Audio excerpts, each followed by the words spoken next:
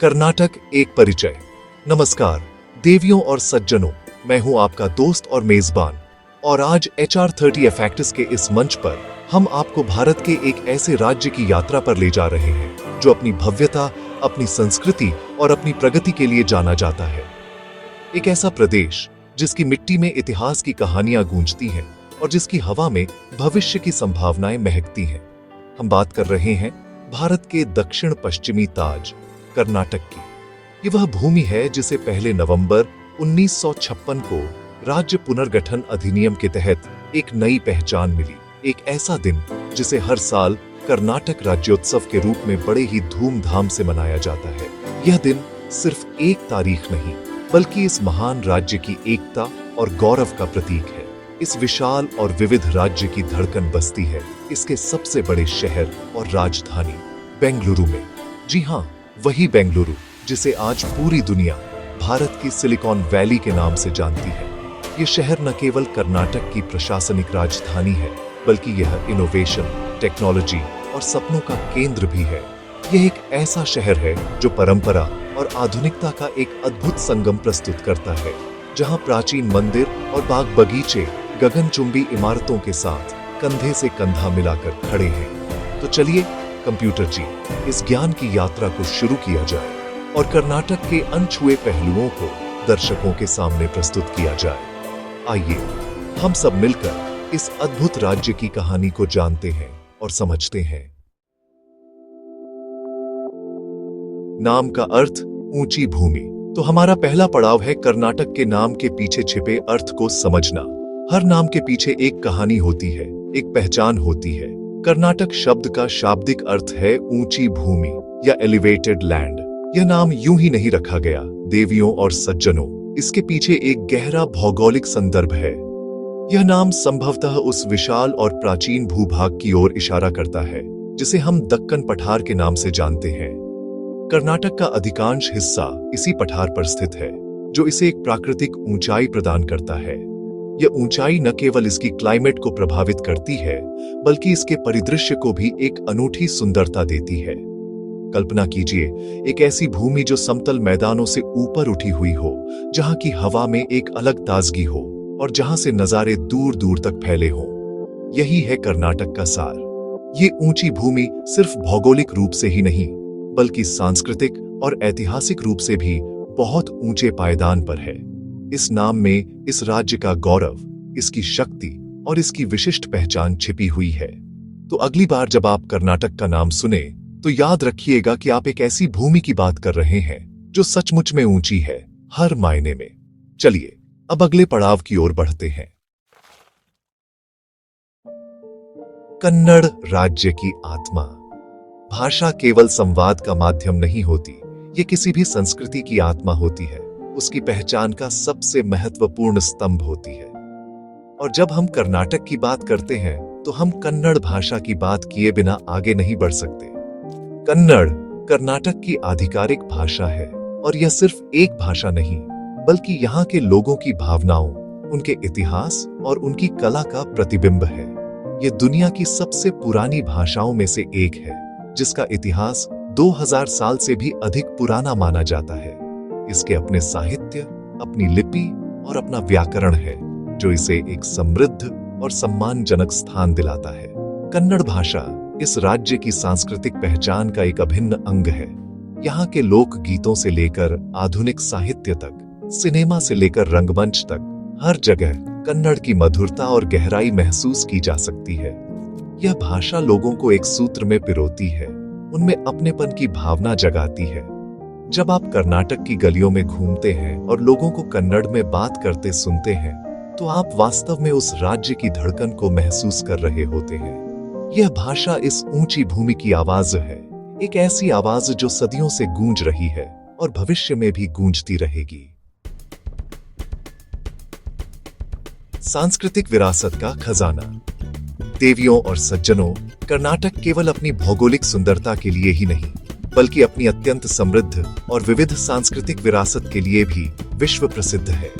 यह एक ऐसा खजाना है जिसे पीढ़ियों ने संजोया है और आज भी यह पूरी दुनिया को अपनी ओर आकर्षित करता है। कर्नाटक की कला और संस्कृति की जड़ें बहुत गहरी हैं, जो इसके इतिहास के हर दौर में फली फूली हैं।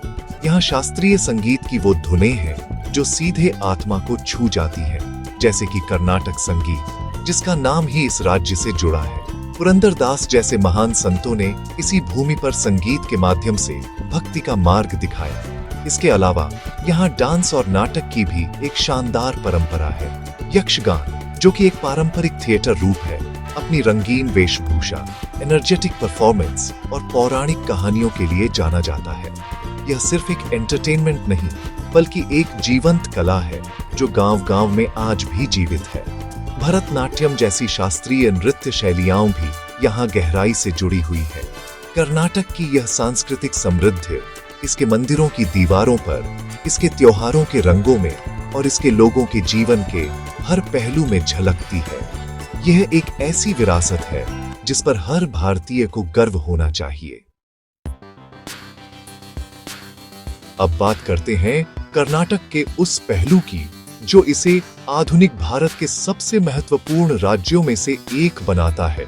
कर्नाटक भारत के सबसे विकसित और प्रगतिशील राज्यों में गिना जाता है। यह राज्य परंपरा और आधुनिकता का एक बेहतरीन बैलेंस प्रस्तुत करता है।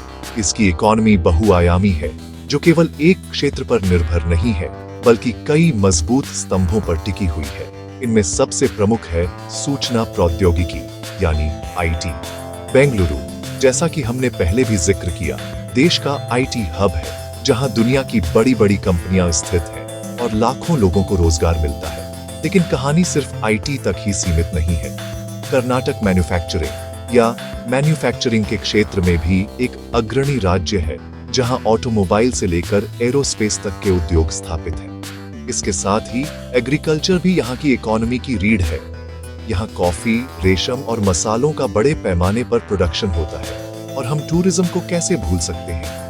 हर साल लाखों पर्यटक यहाँ के ऐतिहासिक स्थलों, प्राकृतिक सौंदर्य और वन्य जीवन को देखने आते हैं, जो राज्य की इकोनॉमी में महत्वपूर्ण योगदान देता है।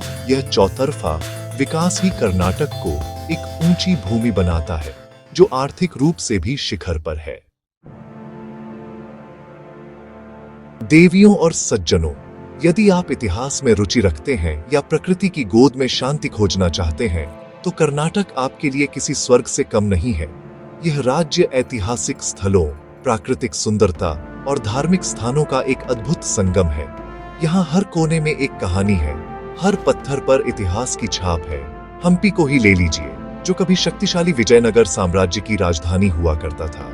आज इसके खंडहर यूनेस्को की विश्व धरोहर स्थल हैं और वे एक बीते हुए गौरवशाली युग की कहानी सुनाते हैं। उन विशाल मंदिरों और महलों के अवशेषों को देखकर आप उस समय की भव्यता की कल्पना कर सकते हैं। फिर आता है मैसूर, जिसे महलों का शहर कहा जाता है। यहाँ का मैसूर महल अपनी वास्तुकला और शाही शान के लिए दुनिया भर में प्रसिद्ध है, खासकर दशहरे के दौरान, जब यह हजारों दीपों से जगमगा उठता है।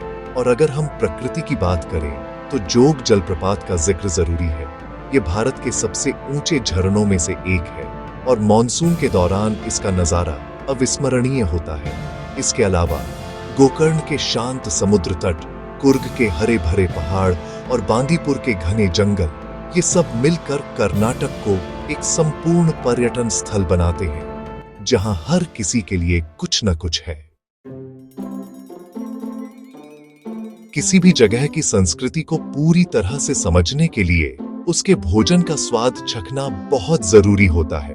और कर्नाटक का भोजन भी इसकी संस्कृति की तरह ही विविध और स्वादिष्ट है।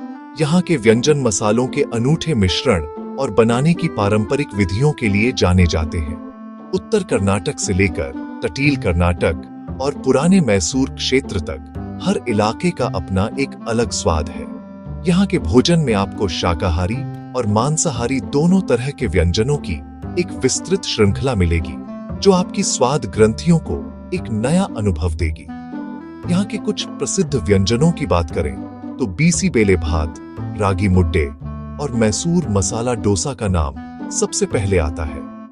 लेकिन अगर आप मांसाहारी भोजन के शौकीन हैं, तो आपको कोरी गस्सी जरूर आजमानी चाहिए। यह मैंगलोर क्षेत्र की एक प्रसिद्ध चिकन करी है, जिसे नारियल के दूध और खास मसालों के साथ बनाया जाता है। इसका स्वाद तीखा और मलाईदार होता है और इसे आमतौर पर नीर डोसा या चावल के साथ परोसा जाता है। कर्नाटक का भोजन सिर्फ पेट भरने का साधन नहीं है, ये यहाँ के लोगों के प्यार और मेहमान नवाजी का प्रतीक है। कर्नाटक की सुंदरता केवल इसके शहरों और स्मारकों में ही नहीं, बल्कि इसकी विविध भौगोलिक संरचना में भी निहित है। यह राज्य प्रकृति के 3 अलग-अलग रूपों का घर है, जो इसे एक अद्वितीय और आकर्षक परिदृश्य प्रदान करते हैं। पश्चिम में अरब सागर के साथ-साथ हरे भरे और रहस्यमयी पश्चिमी घाट की श्रृंखला फैली हुई है। ये पहाड़ न केवल अपनी जैव विविधता के लिए जाने जाते हैं, बल्कि ये मानसून की हवाओं को रोककर राज्य के एक बड़े हिस्से में वर्षा का कारण भी बनते हैं। यहाँ घने जंगल, दुर्लभ वन्य जीव और अनगिनत नदियां और झरने हैं। पश्चिमी घाट और समुद्र के बीच में एक संकरी पट्टी है, जिसे तटीय मैदान कहा जाता है। यह क्षेत्र अपने सुंदर समुद्र तटों, नारियल के पेड़ों और मछली पकड़ने वाले गांवों के लिए प्रसिद्ध है। यहाँ की संस्कृति और जीवन शैली राज्य के बाकी हिस्सों से थोड़ी अलग है। और फिर राज्य का अधिकांश हिस्सा दक्कन पठार पर स्थित है। जैसा कि हमने पहले भी बताया था, यह पठारी क्षेत्र अपेक्षाकृत शुष्क है और इसकी अपनी एक अलग वनस्पति और कृषि पद्धति है। ये तीनों भौगोलिक विशेषताएं, पश्चिमी घाट, तटीय मैदान और दक्कन पठार, मिलकर कर्नाटक की प्राकृतिक सुंदरता को बढ़ाती है और इसे एक ऐसा राज्य बनाती है जहां आप कुछ ही घंटों की यात्रा में पूरी तरह से अलग परिदृश्य देख सकते हैं। और अब हम अपनी यात्रा के अंतिम पड़ाव पर पहुंच गए हैं, जो हमें वापस उसी शहर में ले आता है जहां से हमने शुरुआत की थी, कर्नाटक की राजधानी और सबसे बड़ा शहर बेंगलुरु। यह शहर सिर्फ एक प्रशासनिक केंद्र नहीं है, बल्कि यह आधुनिक भारत की आकांक्षाओं और सफलताओं का एक जीवंत प्रतीक है। इसे अक्सर गार्डन सिटी कहा जाता था, इसके हरे भरे पार्क्स और शांत झीलों के कारण। लेकिन पिछले कुछ दशकों में इसने एक नई पहचान बनाई है, भारत का आईटी हब या सिलिकॉन वैली ऑफ इंडिया। ये वो शहर है जो भारत की टेक्निकल क्रांति का नेतृत्व कर रहा है। यहाँ दुनिया की कुछ सबसे बड़ी टेक्नोलॉजी कंपनियों के ऑफिस हैं, साथ ही हजारों स्टार्टअप हैं जो हर दिन नए विचारों और इनोवेशन को जन्म दे रहे हैं। ये शहर देश भर के प्रतिभाशाली युवाओं को अपनी ओर आकर्षित करता है, जो यहाँ अपने सपनों को साकार करने आते हैं। लेकिन अपनी इस आधुनिकता के बावजूद बेंगलुरु ने अपनी पुरानी आत्मा को नहीं खोया है। यहाँ आज भी आपको पारंपरिक बाजार, प्राचीन मंदिर और एक सुकून भरी जीवन शैली देखने को मिल जाएगी। यह शहर इस बात का एक आदर्श उदाहरण है कि कैसे परंपरा और प्रगति एक साथ फल फूल सकते हैं, और यही बात इसे वास्तव में खास बनाती है।